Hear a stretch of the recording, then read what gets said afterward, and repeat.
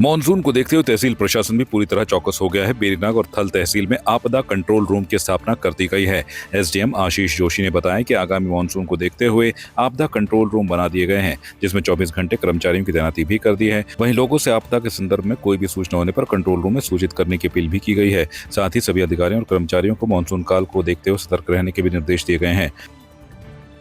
हर वर्ष की भांति इस वर्ष भी यहाँ पे तहसील बेरीनाग में आपदा कंट्रोल रूम स्थापित किया गया है, जो कि 24/7 चलेगा। ये आपदा कंट्रोल रूम 1 जून से हमने स्टार्ट कर दिया है। इसमें विभिन्न विभागों के सरकारी कर्मचारियों की हमने ड्यूटी रोस्टर तैयार किया है, जो कि 8-8 घंटे की ड्यूटी दिन में 3 बार करेंगे, तो 24 घंटे की ड्यूटी रहेगी। और इसके लिए हमने एक डेडिकेटेड हेल्पलाइन नंबर स्टार्ट किया है। उस हेल्पलाइन नंबर पे आप क्षेत्र के सभी जितने निवासी हैं, आपको यदि कोई भी सूचना प्राप्त होती है आपके निकट, या फिर आपको कहीं अपने संबंधियों से, अपने दोस्तों से, या फिर आपके पड़ोस में कुछ ऐसा लगता है कि अतिवृष्टि के कारण से, या फिर ओलावृष्टि से, या फिर कोई लैंडस्लाइड यदि आपको ऐसी होती दिखती है, तो आप इस नंबर पर आप तुरंत सूचना उपलब्ध कराएं। और यहाँ से सभी टीम तुरंत हम मोबिलाइज करेंगे, ताकि क्षेत्र में डिज़ास्टर मैनेजमेंट के कड़ी में आगे और अच्छा काम हो और मानसून काल में कम से कम आपदा हो। और इसी क्रम में जो 2 नंबर हैं यहाँ पे, एक नंबर तहसील बेरीनाग के लिए है और एक नंबर तहसील थल के लिए है। तहसील बेरीनाग का जो नंबर है, मैं इसको एक बारी आप सभी जागरूक यहाँ की जनता को बताऊँगा, आप इसको ज़रूर नोट कर लें। तहसील बेरीनाग का आपदा कंट्रोल रूम का नंबर है 8194015523। मैं फिर से रिपीट करूँगा, 8194015523।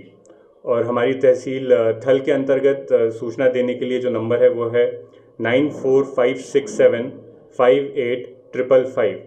फिर से बताता हूँ, 9456758555। बागेश्वर में अवैध वसूली के आरोप लगाने वालों पर कार्रवाई नहीं होने पर बाजार बंद करने की चेतावनी का मामला अब जिला और नगर व्यापार मंडल के बीच की दरार बनने लगा है। पिछले दिनों सोशल मीडिया पर कांग्रेस जिला अध्यक्ष भगवत डसीला की एक पोस्ट के खिलाफ नगर व्यापार मंडल ने कोतवाली में ज्ञापन दिया था। बीते रविवार को नगर व्यापार मंडल अध्यक्ष कवि जोशी ने व्यापारियों की बैठक के दौरान मामले में पुलिस की ओर से कार्रवाई नहीं किए जाने पर नाराजगी जताई थी। उन्होंने सभी 14 नगर इकाइयों को साथ लेकर बाजार बंद करने की चेतावनी दी थी। हालांकि प्रेस वार्ता कर बाजार बंद किए जाने की चेतावनी को खारिज कर दिया और इसे प्रदेश स्तर का मामला बताया और अब सभी नगर इकाइयों से समर्थन जुटाया जा रहा है। आगामी 8 जून रविवार को बैठक तय की गई है। कि आज 33 महीने हो चुके हैं नगर व्यापार संघ की जो कमेटी बन के आई है, परंतु पूर्व अध्यक्ष द्वारा अभी तक उनको अपनी पूरी कार्यकाल का आय व्यय का विवरण अभी तक नगर व्यापार संघ को नहीं दिया गया है। परंतु बड़ी दुख की बात है, जहां एक जिलाध्यक्ष कांग्रेस कमेटी के द्वारा व्यापार संघ पर अवैध वसूली और अतिक्रमणकारी मॉल पर से पैसा खाने का आरोप लगाया जाता है, उस समय उस आरोपी के खिलाफ खड़े होने के बजाय बागेश्वर के जिला अध्यक्ष और पूरी जिला कमेटी उसके बचाव में कहीं ना कहीं उनके साथ खड़ी दिखती है। ये बड़े दुर्भाग्य की बात है। मुझे लगता है कि बागेश्वर व्यापार संघ को कमजोर करने की जो साजिश कांग्रेस जिला अध्यक्ष द्वारा की जा रही थी, उसमें वो सफल होते हुए दिख रहे हैं। क्योंकि हमने अपनी पहली बैठक में साफ साफ कहा था कि अगर प्रशासन द्वारा उस जिलाध्यक्ष कांग्रेस कमेटी को के खिलाफ कार्रवाई नहीं की जाती है, तो हम 14 के 14 बागेश्वर नगर जिले के अंदर जितनी व्यापार संघ की इकाई है, उनसे वार्ता करके उनसे समर्थन लेकर संपूर्ण बागेश्वर जिला बंद करने का आह्वान करेंगे।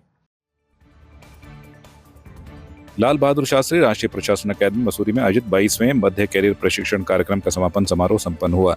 इस कार्यक्रम में भारतीय प्रशासनिक सेवा के अधिकारियों ने भाग लिया, जो अपनी सेवा के 7 से 9 वर्ष के मध्य हैं। समापन समारोह में मुख्य अतिथि के तौर पर केंद्रीय कृषि मंत्री शिवराज चौहान ने शिरकत की। अकादमी पहुंचने पर अकादमी के निदेशक रामतरणी कांति ने शिवराज चौहान को पौधा देकर स्वागत किया। कोर्स समन्वयक सौजन्या संयुक्त निदेशक ने प्रशिक्षण के दौरान की गई गतिविधियों के साथ प्राप्त परिणामों की जानकारी दी। इस मौके पर कोर्स के दौरान बेहतर प्रदर्शन करने वाले अधिकारियों को मोमेंटो और प्रशस्ति पत्र देकर सम्मानित किया गया। इस मौके पर केंद्रीय कृषि मंत्री शिवराज चौहान ने सभी अधिकारियों से जनता के हित के लिए कार्य करने की अपील की।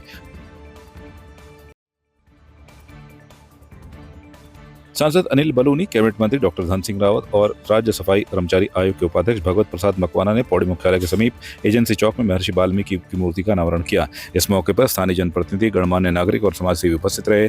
गढ़वाल सांसद बलूनी ने कहा कि केंद्र सरकार की ओर से वाल्मीकि समाज के कल्याण के लिए अनेक योजनाएं संचालित की गई हैं और भविष्य में भी समाज के उत्थान के लिए निरंतर प्रयास जारी रहेंगे। इसके बाद बस अड्डे पर अनावरण के बाद कार्यक्रम का आयोजन हुआ। वक्ताओं ने इस दौरान अपने अपने विचार व्यक्त किए। बहुत समय से मुझे यहाँ के जो कई संस्थाओं के द्वारा कहा गया था कि यहाँ पर एक भगवान वाल्मीकि जी की मूर्ति का अनावरण करना है, और आज मुझे बहुत ही ये सौभाग्य प्राप्त हुआ है कि भगवान वाल्मीकि जी के यहाँ पर मूर्ति का अनावरण करें। हमारी सरकार लगातार भगवान वाल्मीकि के जो आदर्श है, उनके जो कथन है, और साथ ही वाल्मीकि समाज के लिए जो है हमारी सरकार का संकल्प है।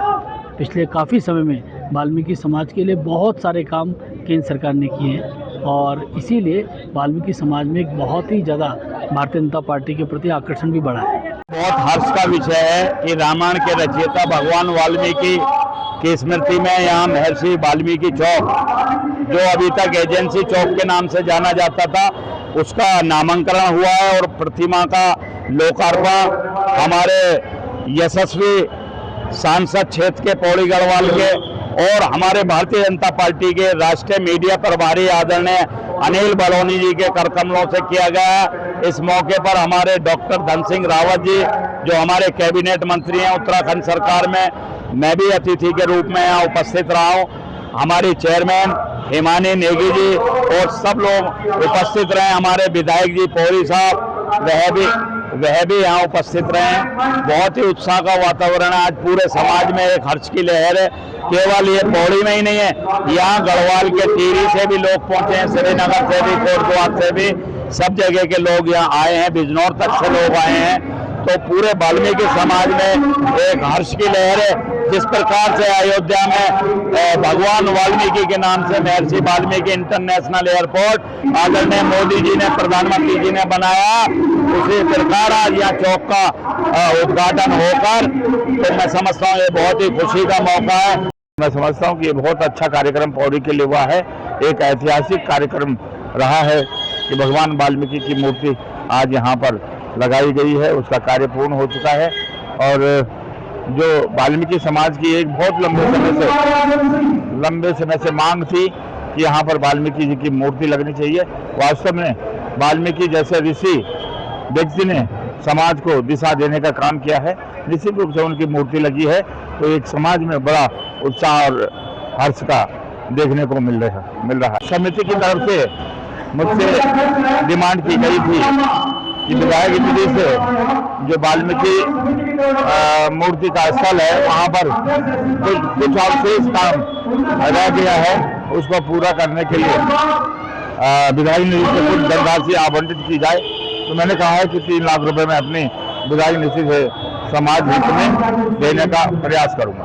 आज वाल्मीकि समाज के लिए बड़ी ही खुशी का दिन है कि आज भगवान वाल्मीकि जी की मूर्ति का अनावरण हुआ है, और उसमें हमारे अनिल बलूनी जो हमारे माननीय सांसद और मुख्य अतिथि के रूप में आए, और हमारे पूर्व जो हमारे नगर पालिका अध्यक्ष यशपाल बेनाम जी, धन सिंह रावत जी, हमारे विधायक राजकुमार पुरी जी, उन सभी का मैं समस्त वाल्मीकि समाज की ओर से तहे दिल से उनका हार्दिक स्वागत अभिनंदन करता हूं और उनको बधाई देता हूं, और साथ ही अपने जिला प्रशासन को भी इस चीज़ का आभार व्यक्त करता हूं समस्त वाल्मीकि समाज की ओर से, कि उस मूर्ति को बनाने में जो हमारी नगर पालिका प्रशासन, जिला प्रशासन ने जो सहयोग दिया है, पूरा करा है उसको।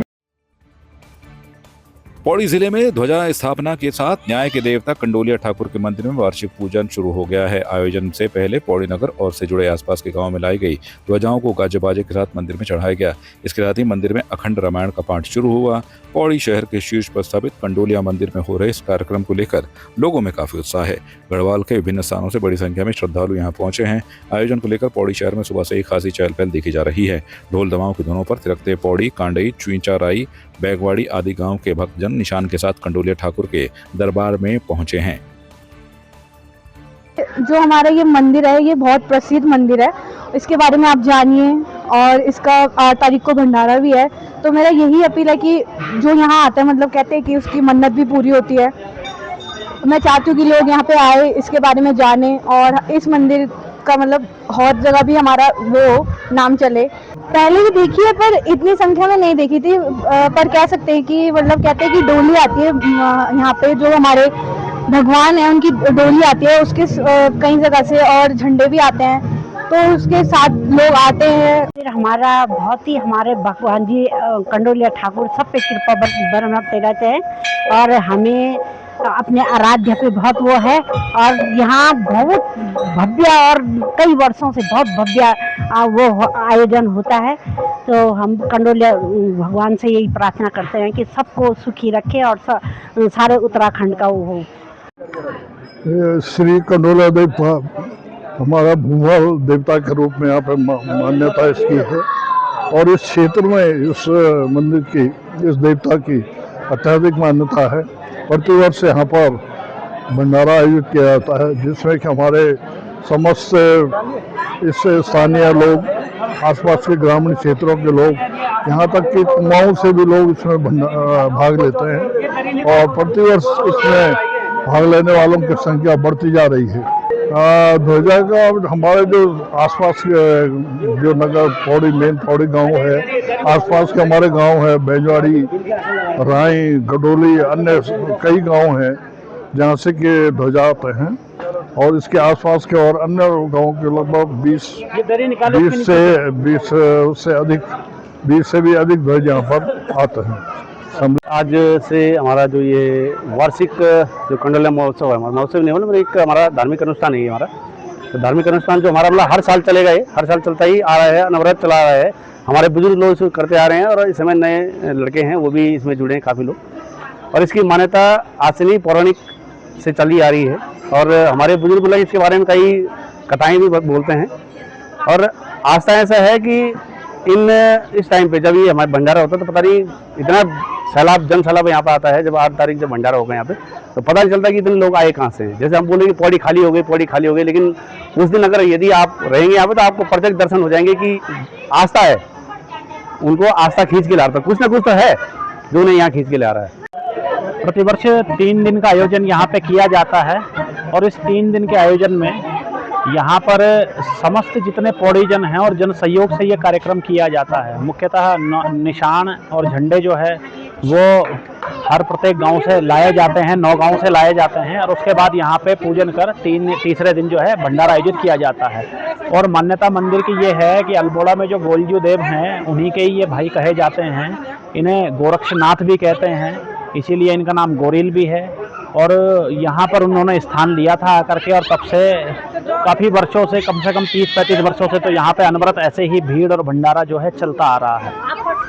सर ये निवेदन रहेगा कि आप लोग अधिक से अधिक संख्या में भंडारे के दिन प्रसाद लेने के लिए, हवन में और दर्शनों के लिए तो अवश्य पहुँचे, क्योंकि ये एक पौड़ी के जो है रक्षक देव भी हैं, ये क्षेत्रपाल भी हैं, ये गोरिल भी हैं। तो पूरी पौड़ी की जनता पे, समस्त लोगों पे, जितने भी लोग हैं और जितने लोग इस भंडारे में आते हैं, पूरे गढ़वाल क्षेत्र में इस देवता का एक बहुत बड़ा नाम है।